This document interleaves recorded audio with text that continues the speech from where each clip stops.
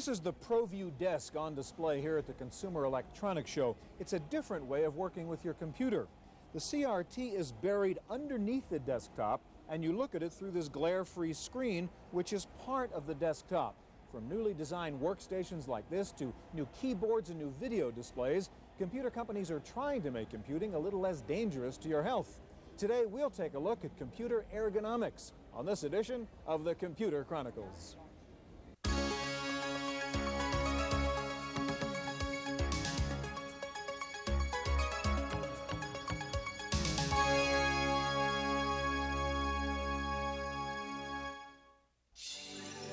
Computer Chronicles is made possible in part by Intel, the world's leading manufacturer of microprocessors. Intel, the computer inside. Additional funding is provided by the Software Publishers Association, providers of educational materials to help manage software. Don't copy that floppy.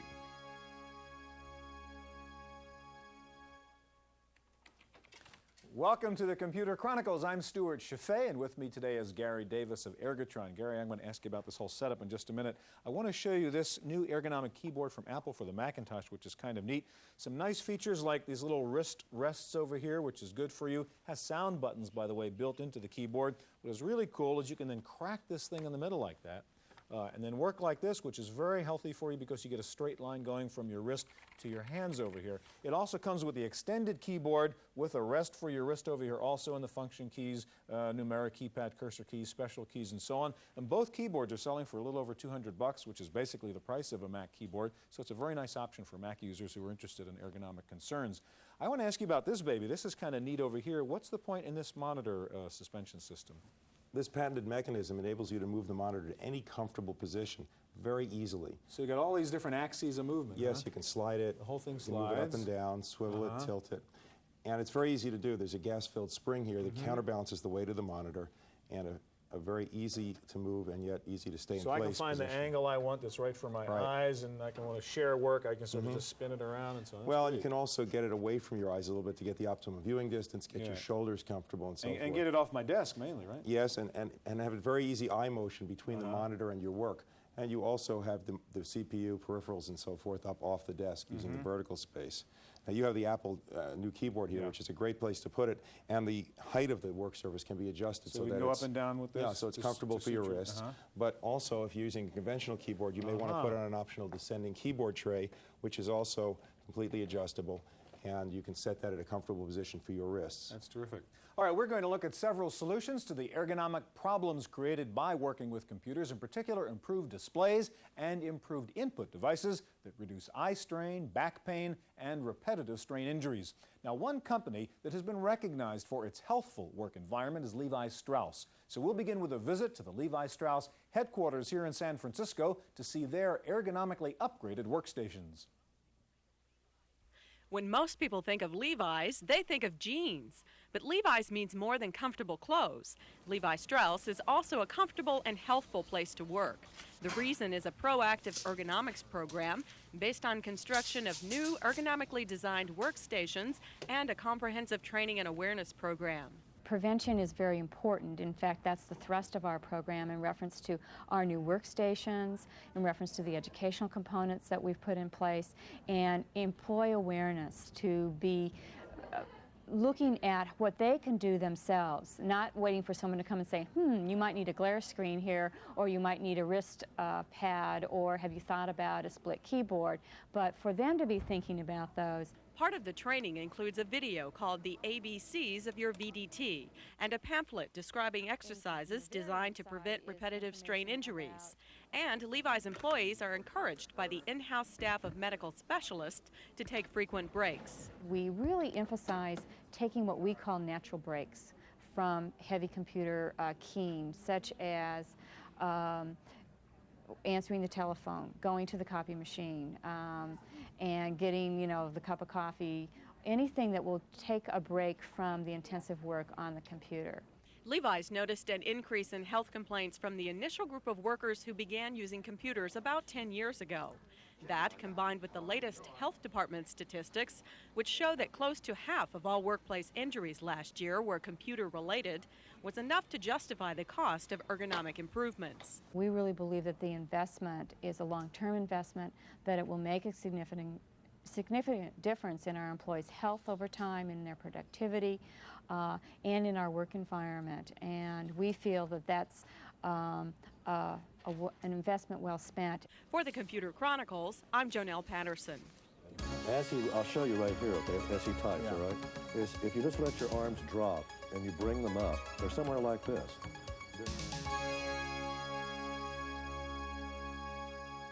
So your hands are stuck to the keyboard, your body is hunched over the computer, and sooner or later your wrist or your neck or your back starts to hurt. Here to show us some ergonomic solutions to those problems are Jim Greider of Ergodyne, and with us also Dale Redder of Industrial Innovations. Jim, let me start with you, and you've got the typical situation. You've got a PC compatible here, the regular kind of a keyboard. Right. What kind of products do you have that help reduce these body problems in working on a computer? Well, Stuart, as you know, the computer's had a positive impact on the work environment. However, it's also had a negative impact in terms of worker health, and this is a result of long periods of time in a static position at a workstation and the repetitive motion of keyboarding. Well, we've developed a product line called WorkSmart that's a patented ergonomically designed product line that is meant to address the risk factors that have to deal with these injuries to the wrists and also to the back and forearms. All right, so what does that red thing do for me, for example? This is an adjustable keyboard wrist rest. It has a curved surface, and what it does is it allows your wrist to be in a neutral wrist posture along the home row key on the keyboard. That helps alleviate stress and pressure on the wrist and the carpal tunnel tissues. Consequently, you're not putting those pressures on. You're also working at a level where you can be a little more productive. It is an adjustable wrist rest so that it can address personal preferences for you can change the height of it? Exactly, by just removing and replacing this base at these different positions.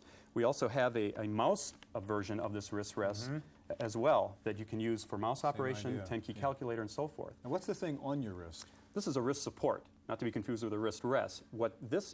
Typically people who are working at a computer who are already experiencing some of the symptoms of carpal tunnel will want a little additional support. That's what this provides. It limits the movement, but does not limit the dexterity for operation. But that's preventative. You don't put that on after you have a problem. You put that on exactly, and we want to emphasize with products like this, they are not therapeutic. They are preventative and proactive. Now, what about the lower back? I know you gave me this little thing over here, which just feels wonderful. What's the point of this thing? We have some simple back rest products that we manufacture that are really designed to help. Just sort of slips right on your chair there. And they're designed to convert any typical office chair into a more ergonomic one in terms of worker proper posture for the worker at the computer workstation. It's meant to help support the natural curve of the lumbar in the back. Okay, now you've got some software also. What is this about? Well, this is a product we're really excited about. Having products like this are one thing. Okay. Training and education and fitness and the health of the worker also involves taking periodic breaks from the computer. So we've developed a product called our WorkSmart Warm-Up and Stretch software. It is designed to remind the worker to take frequent breaks as well as puts them through some typical exercises or simple ones that they can do right at the workstation. So how would I use it? Well, you would go in and as a computer worker working at the PC, you would have your choice of up to 14 different types of exercises you can do right at the workstation. And you can either customize your own program, you can choose one single body area, or you can do a standard program that the software offers. Okay. Well, let's go into choose a single body area. And you have these major areas of the body that you can focus in on. And let's say we want to work on upper extremities, which is the forearm and the wrist and so forth. And you see here hand exercises and so forth. Now we're going to go right in there. I'm going to get through that one screen, and we're going to start. I'll just show you a couple of quick examples. This is a shoulder stretch. And I'm going to hit continue. And you're going to see that the visual aid here is giving you an idea of how this stretch actually is conducted. So I'd actually be doing these exercises with my sort of instructor there. And exactly. And it gives you a total amount of time that you're needed for this session. And it shows, and now we'll move on here to another one, just to give you an example of the variation of a hand press? This is a hand press. Again, very important exercises for people who work at a keyboard. Yeah. And we move right on to a finger touch and so forth. And then when you're done with your session, you move right out. It tells you when your next session is due. All right, Dale, let's turn to data hand, which is pretty far out looking there. I guess you're taking a totally different new approach to how to input stuff into a computer, right? That's correct. It's our goal, design goal of data hand, to reduce or eliminate most of the causes of injury associated with flat keyboards. All right, well, how does this work now? Go through how do I learn to type using that? Okay, well, at first it's a plug-compatible replacement. You just unplug an antique keyboard and mouse and plug data hand in. What's the principle of Okay. how it works? Well, the principle is to support the hands in a relaxed position, like an earth shoe for the hand. To provide a straight line from the elbow to the center of the operator's finger. To eliminate all the wrist bending required for a flat keyboard. To make the keys more sensitive so there's less workload. Okay, but with only sort of 10 keys, how do I do this all? Okay, well, there are a lot more than 10 keys. On the flat keyboard, the index finger would work a J, Right. and above it would be the U, below would be the M, and to the left would be the Okay. H. We preserve that same exact relationship with data hand. Directly under your right index finger is a J, above it's the U, below is the M, and to the left is the H. Yeah. So it turns out on the middle 3 rows of keys, there are only 4 that require relearning. The 4th row, the numbers and punctuation, are accessed by entering a new mode called the nap mode. You enter that by gently pressing down with your left thumb. When you're in the nap mode, it's like your hands floated up to the 4th row on an antique keyboard, but they don't have to float. So the key underneath the left little finger becomes 1, 2, 3, 4, 5, 6, 7, 8, 9, and 0, just like on the antique keyboard. And people that have never been able to learn to touch type the 4th row on an antique keyboard could quickly do so on data hand. Now, what about like cursor movements, mouse movements, that kind of thing? Okay, there are 2 new ways to address a mouse on data hand. One is through what we call a finger mouse. And that's achieved by moving the finger up and down Okay. across the screen. And the index fingers, when you're in the finger mouse mode, become mouse control keys. Plus, you could get a diagonal by pushing 2 keys at once. And the second mode is for graphics-intensive applications where you need more graphic precision. If you press down gently on the unit, a magnetic brake releases, and the entire hand becomes mouse input.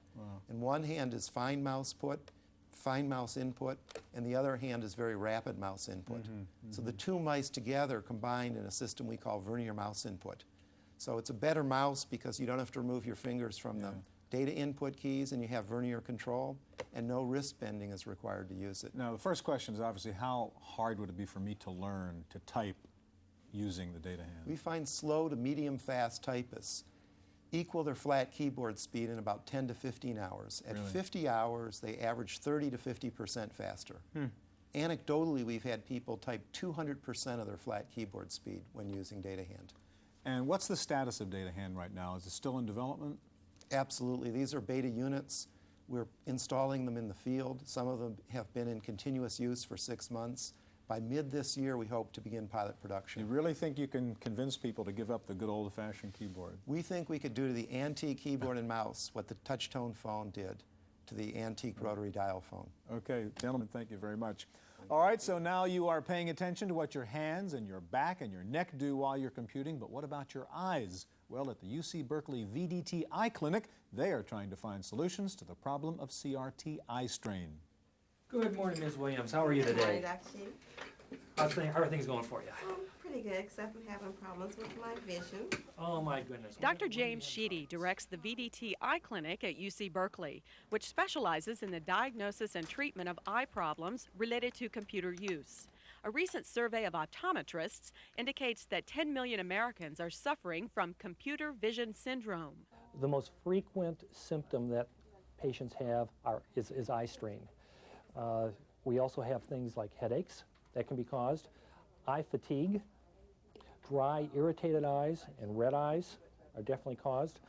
A lot of neck aches and back aches, which at first maybe don't sound like eye-related problems, but they're very often generated by a poor visual placement of their computer, and also due to a poor design of their spectacles. For example, trying to use bifocals where you need to go like this and then you get neck ache and back ache. Environmental factors in the workplace often have a direct effect on the level of visual discomfort experienced by computer users. That's why an eye exam at the Berkeley Clinic also includes an evaluation of the patient's workstation. The goal is to reduce glare through monitor placement, strategic lighting, or the use of an optical filter. I generally see these anti-reflection filters coming in two categories. There's a mesh type filter and also a clear optical filter, usually made out of glass. And I want to hold these side by side. And can you see how it's much clearer through the glass Yes. one? This is why I usually recommend the glass filters, because you'll find that you'll get much better imagery through it. The GlareGuard filter is the only one approved by the American Optometric Association as a prescribed treatment for computer vision syndrome. It's available through your eye doctor. For the Computer Chronicles, I'm Jonelle Patterson.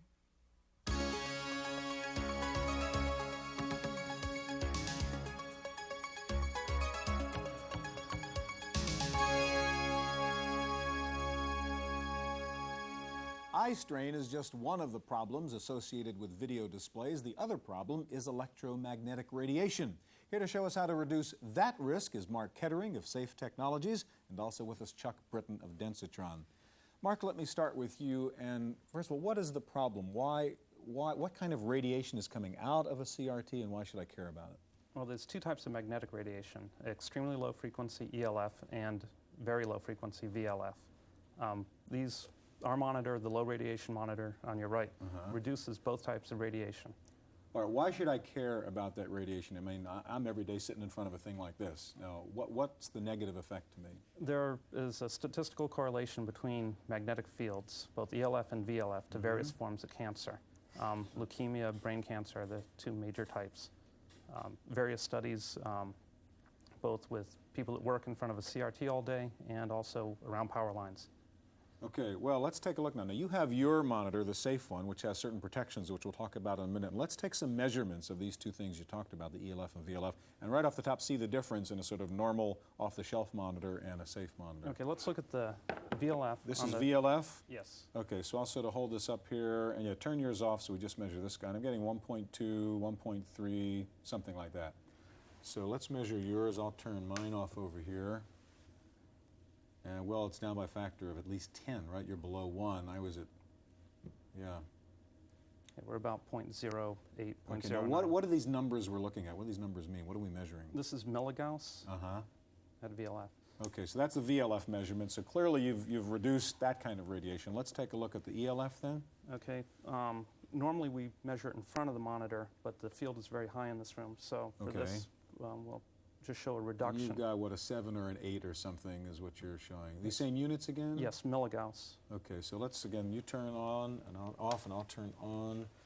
And over here, well, yeah, I'm again 7, 8 times. I'm in the 70s or something, considerably higher than what you were over there.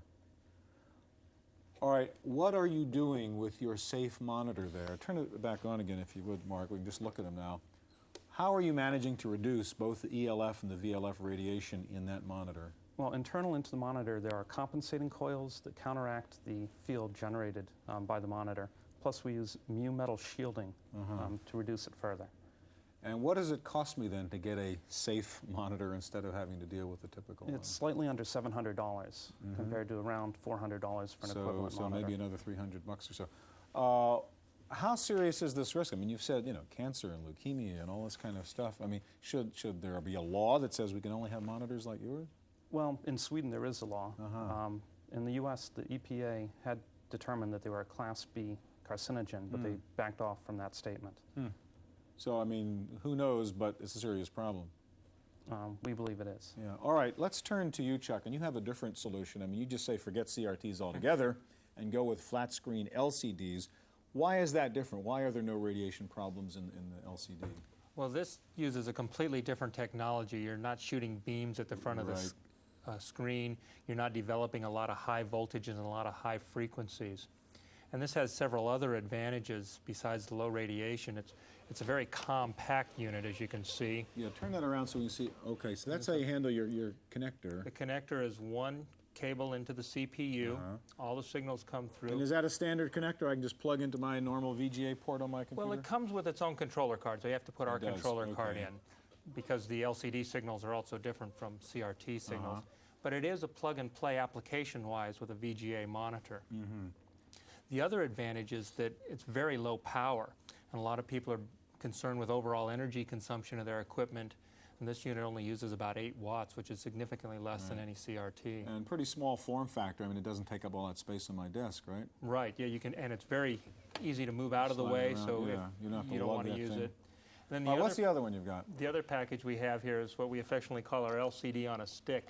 It's meant to clamp on to a desk or a and how counter. about the connectors on that one? What do I see there? This has a keyboard connector and a power connector, and then one port to go to your CPU.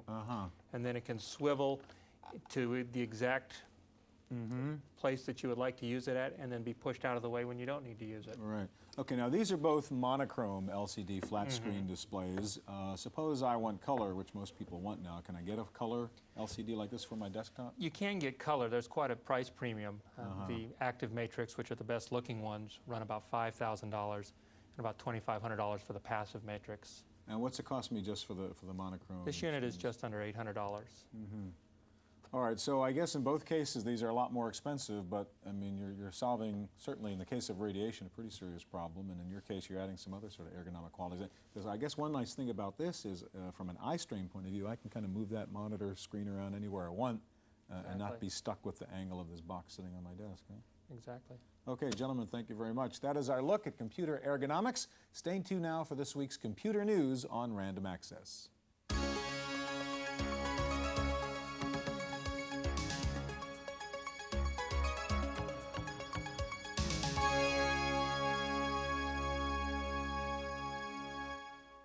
In the Random Access file this week, IBM has announced a new generation of desktop computers called the Personal System 2E.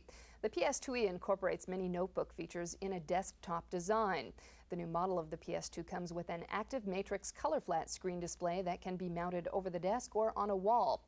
The keyboard includes IBM's TrackPoint pointing device integrated into the keyboard. The PS2E also comes standard with 4 PC MCIA peripheral slots and features a 486 CPU. List price, including a second CRT color monitor, is around $2,200. Apple has denied reports that it will be licensing its Macintosh System 7 operating system to other hardware manufacturers. InfoWorld magazine had reported that Apple would license System 7 in a new strategy to expand the user base for the Mac platform. And Apple has announced a new portable printer designed to work with the PowerBook.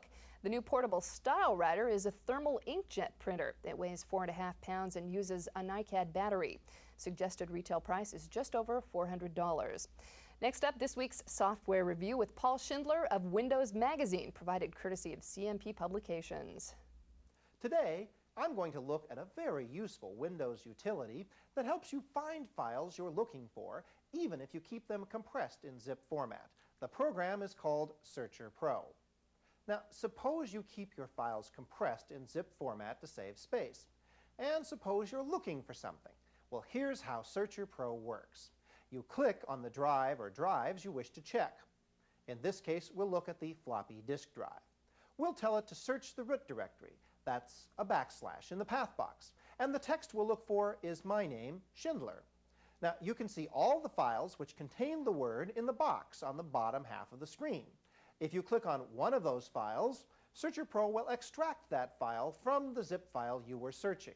It is fast, it is simple, it works like a charm, and as far as I know, it's the only product on the market that will search a zip file without unzipping it. Searcher Pro, $60, Cognitronics in Poway, California. For the Computer Chronicles, I'm Paul Schindler. A company called Datatech Software has introduced a retirement planning program called Rich and Retired. It's designed to help baby boomers start the process of financial planning for the future. List price is $59. Finally, you can now borrow CD-ROM titles from your local library. Compton's New Media has announced that it's offering public libraries copies of its CD titles, including children's stories, the interactive encyclopedia, and specialized reference works in the areas of music, travel, and business. That's it for this week's Computer Chronicles. I'm Janelle Stelson. Computer Chronicles is made possible in part by Intel, the world's leading manufacturer of microprocessors. Intel, the computer inside. Additional funding is provided by the Software Publishers Association. providers of educational materials to help manage software. Don't copy that floppy. Video cassette copies of this program are available.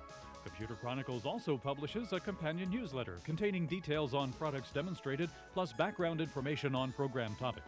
To order a video cassette or a subscription to the newsletter, call 1-800-366-9484 or write Computer Chronicles. Please specify program subject for tapes. All orders include a free software program for auditing software use and information on the definitive guide to keeping your organization's software legal.